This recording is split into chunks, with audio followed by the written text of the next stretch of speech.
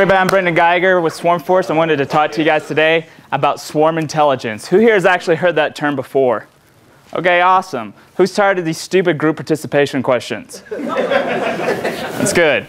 Well, what I really wanted to talk to you guys today is about the overwhelming growth of information online. It's growing at this exponential rate. And what we need to do as a society is figure out how we're going to deal with that. So you're getting inundated from all these different points of contact, RSS feeds, email, and it's getting to a point where you can't consume it.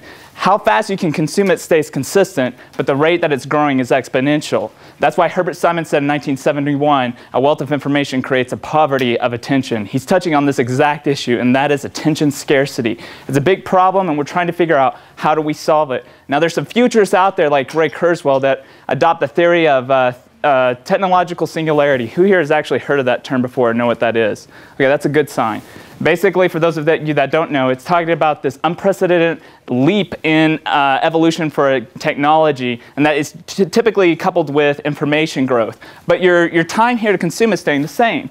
Now, Fred Wilson from Union Square Ventures has a good blog article out there called The Looming Attention Crisis. He talks about attention being a zero-sum game. So we're trying to figure out how are we going to solve this massively huge problem that is really touching us all of us in a very close place. I know from having 50-plus RSS feeds, this is a big problem. What we're suggesting is that swarm intelligence can answer this problem, and is. So the next question then is, well, what is swarm intelligence? Swarm intelligence is artificial intelligence based on the collective behavior of decentralized self-organized systems. And I know that sounds like a big thing, but really what it boils down to is ants. If we could just behave more like them, we'd be better off. If you look at what they're trying to accomplish, they're looking for global best in their colony or their swarm. Swarm agents go out and they identify best solutions in their environment, and then they're broadcasting back to the rest of the swarm, hey, here's where you can find that at, here's where the best solutions are. So whenever you think in your head, how does this apply to online information? Well, there's really two ways that swarm intelligence solves this problem. The first thing is that it filters existing information. The second thing that it does is it creates superior information.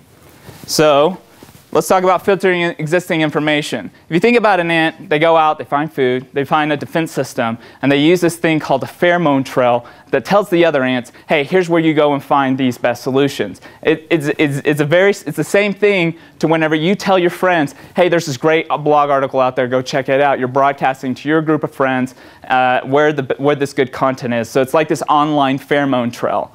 So this is drastically different from the traditional publishing paradigm that we have out there. So that's why I would consider this a disruptive technology. What I mean by that is that it's going to drastically challenge the existing model. And what I mean by publishing model is the Wall Street Journal, CNN. They have these set few editors that making all the decisions as to what content gets published. So this is the old paradigm. You've got Joe and Buck up here, and they're the ones that are making all decisions as to what we're reading every day. Well, that's not really fair to us because we're pulling a very small pool of their collective intelligence and their experiences as to what should actually get published. So this is why the old paradigm sucks. It's because we're basically dependent on them for the information that we consume. And this drastically compares to the new paradigm, which is enabled by all these mobile devices and social networks that we have. So everybody is interconnected now. And if you think about it, it's like we really are. We're texting all the time. We're emailing all the time. We're calling each other. Because we're all interconnected, this really is paving the way for swarm intelligence to be really used in a useful and meaningful way. So why it is better? Well, it's better because you're pulling the collective intelligence of this big group of people instead of one or two set editors. So in this new paradigm, the swarm intelligence acts like an editor and is actually making the decisions as to what gets published and what doesn't. So the next big thing is, psychologically, as a society, are we ready for this drastic change in how this new publishing model is going to come into play? I would say that the answer is yes. Even though even though most of you guys have heard of it, we all know you guys are tech heads, and I mean, for grandma out there who uses, her Facebook very rarely, is this going to be a drastic change?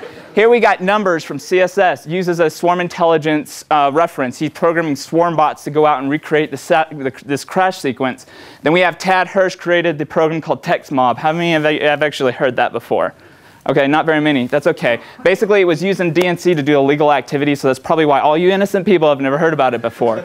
But it's actually, it was a text messaging thing that was used to swarm away from riot police.